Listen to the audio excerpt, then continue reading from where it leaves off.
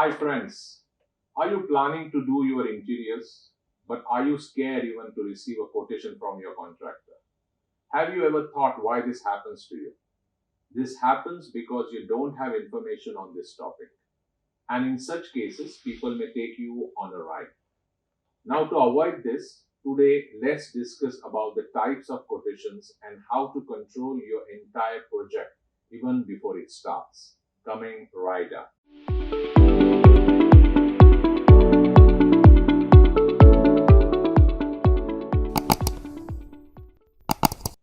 Hey, I am Architect-Nilesh Sawant, having an experience in the field of architecture and interior designing for last 25 years.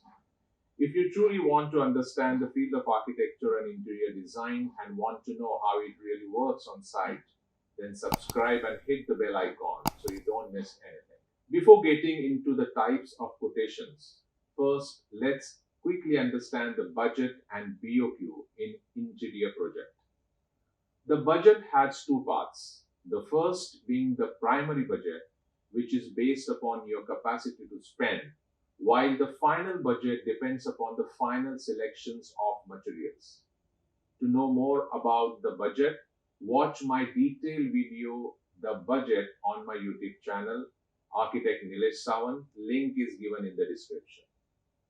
While budget is just a basic figure, the quotation is scientific approach to that figure.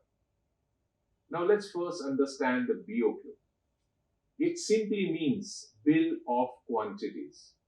Now you must be wondering what this is all about. It is a simple list of all the items which are required with its approximate quantities. This BOQ will give you the clarity to make the quotation. Now let's get into the quotation part. A quotation is formed by including several agencies that are needed for the execution of the project. For example, civil work, carpentry, false ceiling, electrician, etc. Each agency has a list of several items to execute. Each item is formed by material, the labor needed for it, and the profit. The material that I am referring to is the exposure material which you see. You are supposed to worry about exposure material only. To know more about what is enclosure and exposure in materials, please see my video on material selection on my YouTube channel, Architect-Nilesh Sawant. The link is given in the description. In short, an item is a foundation of the quotation. Several items form one agency, and several agencies form the quotation. Now let's understand the types of quotation. There are four types of quotations. Each type has a specific application. However, all these quotations can be applied to any project. Each type has its pros and cons. So let's discuss it briefly. Type 1. It's lump sum and on square feet basis. It is as simple as off-the-shelf pick. Such type of quotations require all the paperwork to be completed for the project, like drawings, material specification, installation details, etc. as a prerequisite. Only then the contractor can come up with the overall cost of the project. Let's first understand the pros of this type. Number 1. All the paperwork is fixed before the commencement, and so you may get the look and feel of the final product in the very beginning. Number 2, the cost of the project and payment terms are fixed. Number 3, you may expect timely completion and handover of the project. Now let's move on to the cons of this type of quotation.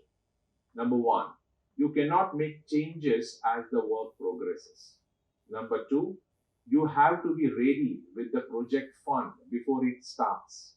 Number 3, you cannot delay the payment for any reason.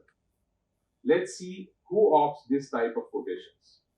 The organization, those who are ready with their finances, like multinational corporates, residential societies, who book their expenses in their book of accounts and don't expect any deviation in the final cost, opt for this type of quotations.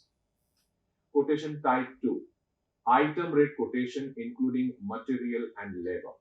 Let's first understand what an item rate is. As we have said earlier, an item is the foundation of a project. So this item has two components, material and labor, which are provided by the contractor, and he charges profit on these two components. The profit is the third component of the item. So in this type of quotation, all the probable items are listed with their respective costs. Here, as much you do, that much you pay. And that's the reason it's called an item and its rate. Let's first understand the pros of this type. Number one, the client and architect has control over the project. You may add, delete, and change specifications or complete the project in phases depending on the available finances. Number two, you may start the project without full paperwork and push in the details as the project progresses. Number three, you don't have to invest your money at first. The contractor will do it and you may pay as per running bills to the contractor. Number four, you have all the right to reject or cancel the entire item if it's not done as per the specification because the onus lies on the contractor.